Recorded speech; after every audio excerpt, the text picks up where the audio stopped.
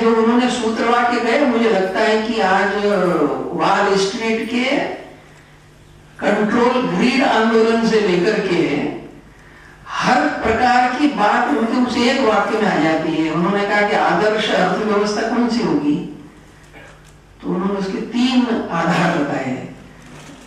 उन्होंने कहा उत्पादन में प्रचुरता, वितरण में समानता और उपभोग में संयम, यही स्थायी आर्थिक विकास का आधार हो सकते हैं। बढ़ती हुई जनसंख्या के साथ हमको अगर पूर्ति करना है तो उत्पादन में प्रचुरता चाहिए, लेकिन जिसके पास पैसा है उसी को मिलेगा, जिसके पास नहीं है वो भूखे पेट जिंदगी गुजारेगा, ये तो नहीं चल सकता। तो वितरण में समानता, उसका आधार क्या है? तो दीनदयाल ने कहा कि कम्युनिस्टों ने कहा कि कमाने वाला खाएगा, लेकिन भारत कहता है कि जन्मा सो खाएगा, कमाने वाला खिलाएगा।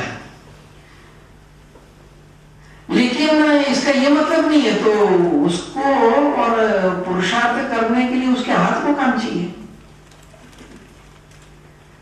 और इसलिए वितरण में समानता। लेकिन प्रकृति के संसाधन सीमित हैं और मानव की इच्छाएं असीमित हैं। हमारे यहाँ आजकल 70 विषय चल रहा है कि 20% पॉपुलेशन 86% रिसोर्सेस का उपयोग कर रही है और 80% पॉपुलेशन 14% रिसोर्सेज पे जी रही है। ये कितने दिन चलेगा? इसलिए उनका उपभोग में संयम। तो एक दृष्टि से, और उनकी ये जो छोटी छोटी बातें हैं, उन्होंने एक बार उन्होंने भी ये कहा था कि हम अनादि अतीत अस्थिर वर्तमान और चिरंतन भविष्य की कालजयी संस्कृति के हम उपासक हैं। और इस नाते से मुझे लगता है कि जो मैंने कहा कि अभी एक ऐसा समय आया है कि जब इस देश के अंदर, जो पंडित जी कहते थे कि इस देश की जमीन, इस देश की संस्कृति के आधार के ऊपर परिवर्तन का चक्र चलना चाहिए, वो यहाँ की शिक्षा नीति में, यहाँ की अर्थ नीति में, यहाँ की राजनीति में, यहाँ की हर चीज के अंदर उसकी अभिव्यक्ति होना चाहिए, उसके अनुकूल समय आया है।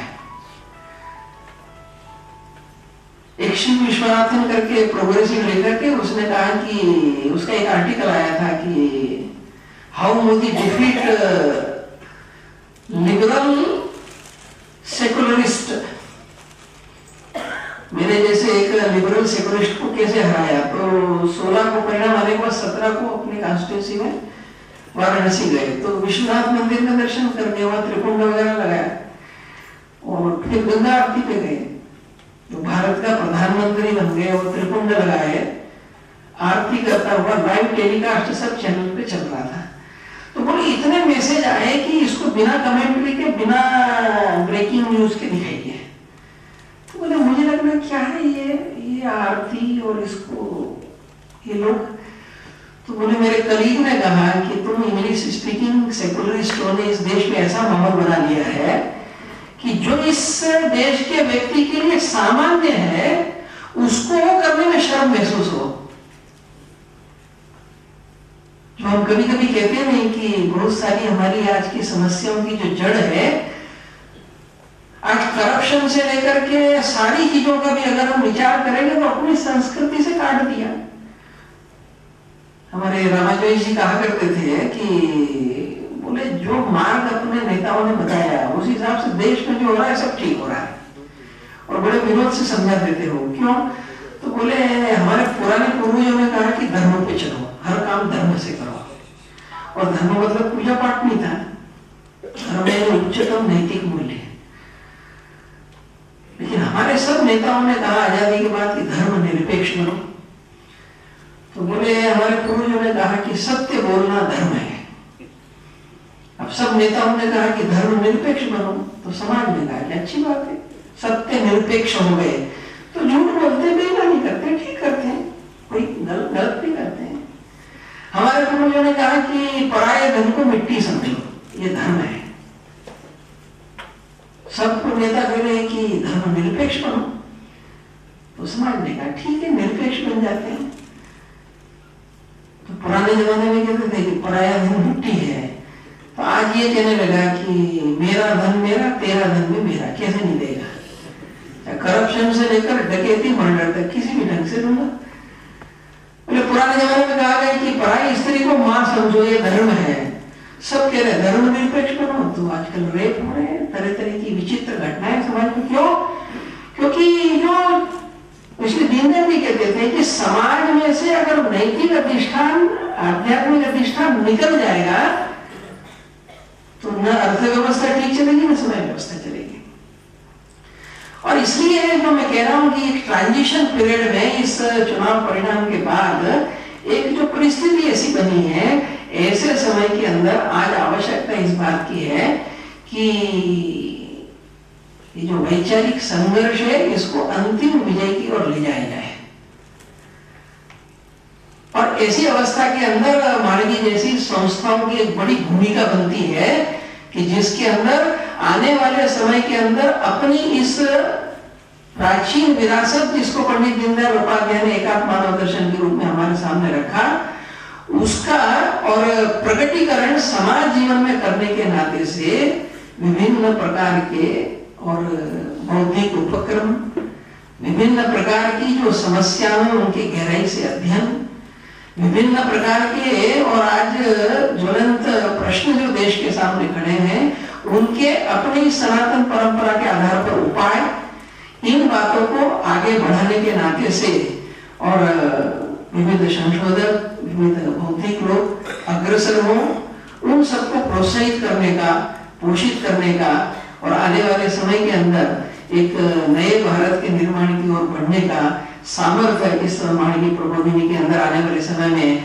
दिन गुना रात चौगुना बढ़े। यही मैं समझता हूँ कि पंडित दीनदयाल जी के प्रति एक सच्ची श्रद्धांजलि होगी। आप सबने इतनी देर मुझे धैर्य से सुना, आप सबका आभार मानते हुए मैं पुनः मानवीय के सभी कार्यकर्ता और उनके सहयोगियों को साधुवाद देता हुआ अपनी बात पूरी करता हूँ। बहुत बहुत धन्यवाद सोनी जी, आप यहाँ पर आए और हम सबका हौसला बढ़ाया, हमें प्रोत्साहित किया। बहुत बहुत धन्यवाद। आदरणीय अनंत कुमारजींचे मनापासून आभार, आपल्या सर्वांचे मनापासून आभार। काही अनेक मान्यवर याच्यात उपस्थित आहेत, पण ज्याचा उल्लेख करावा असेल केशवसृष्टीचे कार्याध्यक्ष सतीश सिन्नरकर, केशवसृष्टीचे कार्यवाह हेमंत म्हात्रे, केशवसृष्टीचे माजी अध्यक्ष मधुकरराव चक्रदेव, रोहिदास पाटील, नरेंद्र मेहता, इकडच्या स्थानिक भारतीय जनता पार्टीचे अध्यक्ष आहेत, जयंत माळगी जे स्वतः पुण्याहून आलेले, रामभाऊ माळगींचे चिरंजीव त्यांच्या परिवारासकट इथे आलेले, इंदौर से यहाँ पर खास आए हुए भारत भूषण जी जो प्रबोधिनी के लिए हमें हमेशा सहयोग देते हैं, सुधीर अग्रवाल जो Bharatiya Janata party human rights cell के अखिल भारतीय संयोजक है, उनका भी मनपूर्वक आभार। सभी पत्रकार मित्र और आप सबका हृदय से फिर से एक बार आपके प्रति कृतज्ञता व्यक्त करता हूँ। याच्यानंतर वंदे मातरम होईल, अभिजित पाटील रामरत्न विद्या मंदिरचे जे ते वंदे मातरम सादर करतील, आपण सर्वजण कृपया उभे राहा। आणि त्याच्यानंतर नवीन भवन जे बांधलेलं आहे त्या भवनात पंडित दीनदयाल उपाध्याय सभागृहात आपल्याला नाश्त्याची व्यवस्था केलेली, आपण सर्वांनी त्याचा लाभ घेऊनच इकडनं कृपया जावं। पुन्हा एकदा आपल्या सर्वांचे मनापासून आभार।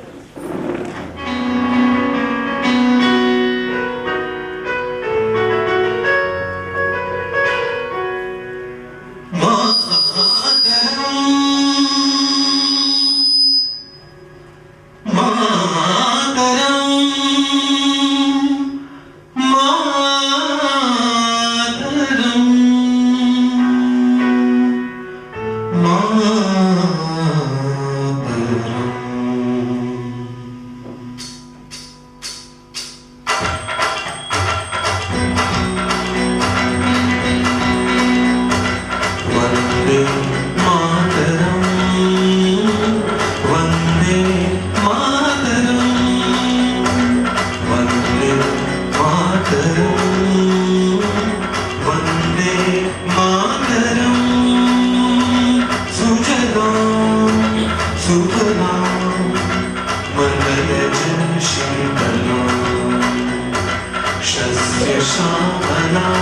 मातरम वंदे मातरम वंदे मातरम शुद्ध ज्योत्स्ना पुलकितयामिनीं फुल्लकुसुमित द्रुमदलशोभिनीं सुहासिनीं सुमधुरभाषिणीं सुखदां वरदां